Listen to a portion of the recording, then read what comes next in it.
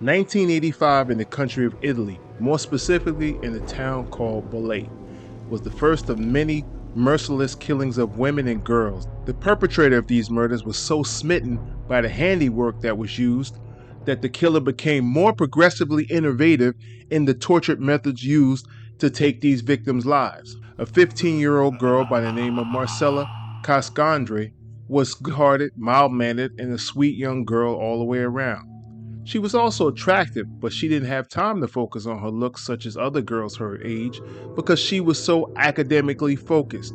Allegedly, Marcella scored exceptionally high grades, so much in fact that she was able to skip a few years of school and attend an exceptional learning institution.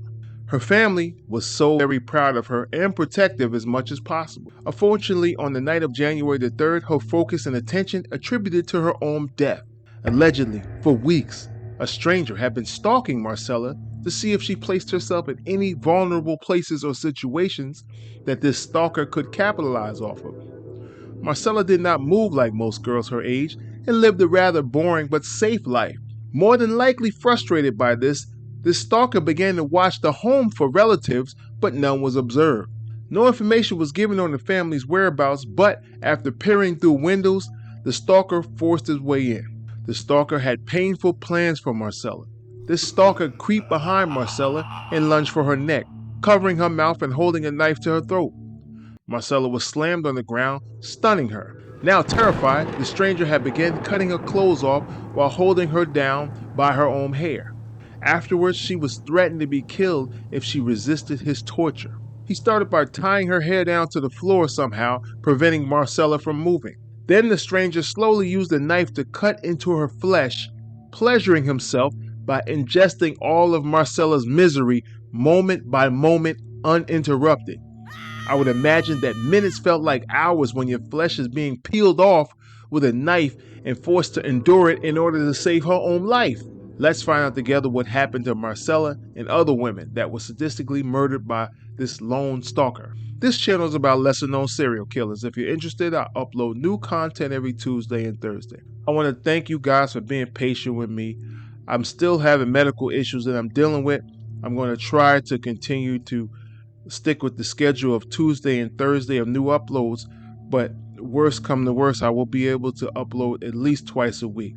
The following morning, the family, for whatever reason, wasn't around during the attack, had become concerned that no one had seen Marcella since the previous day.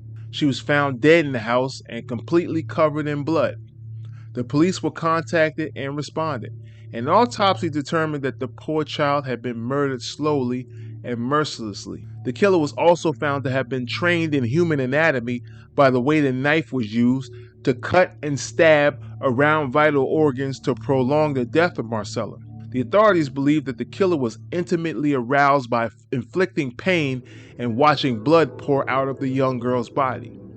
When the killer was done with the torture of Marcella, the knife was then plunged slowly and deeply into the girl's chest with so much force that the tip of the knife protruded through her spine and stuck out of her back.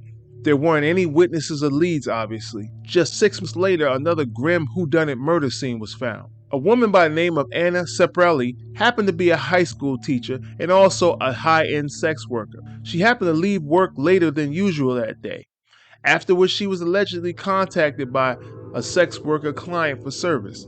After meeting up with the client, Anna chose to continue working that evening in order to increase her client base so that she wouldn't have to deal with so many random strangers. That one evening would happen to be a grave mistake. The following day, Anna's body was found dumped on the side of an isolated street. The police found that she had been stabbed 19 times. The police were unable to determine if the killer had essayed or had consensual intimacy with the victim before she was murdered. A sign of disrespect to the victim, the killer had left multiple used condoms on top of the naked body, along with burn marks used from the cigarettes that were also intentionally placed on Anna's body. Again, no witnesses or leads. The police were stumped. I'm sure that at this point the killer felt invincible, and this is probably why the killings began to accelerate. Over the next few years, 3 additional sex workers were murdered in a similar manner. One of those victims was a 24-year-old woman by the name of Renata. After the family of Renata had laid their poor child to rest after being murdered by the sick killer, the killer went back to the gravesite and left a halfway sick apology note stating, quote, "I'm sorry, but what I did, it had to be done, and you knew it. Bye, Renata." End quote. August 1992, just before 6 a.m., a woman had been found murdered by the authorities. It was immediately determined that the woman had recently been murdered. The police were instructed to detain any suspicious persons walking or driving in the area. Two officers had observed a car speeding from the direction of the homicide victim. The vehicle was stopped, and as the officers approached the vehicle, there was obvious blood stains on the passenger seat, and parts of the upholstery had been removed in order to hide the crime. The vehicle operator was identified as Marco Gamo. Marco was arrested and brought into custody. During the interview, he confessed to 3 of 5 of the murders. Due to the overwhelming evidence, Marco was charged with all 5 murders. He was tried, found guilty, and sentenced to life imprisonment. If you enjoy more stories such as these, click on one of the suggested videos above. God bless and stay safe.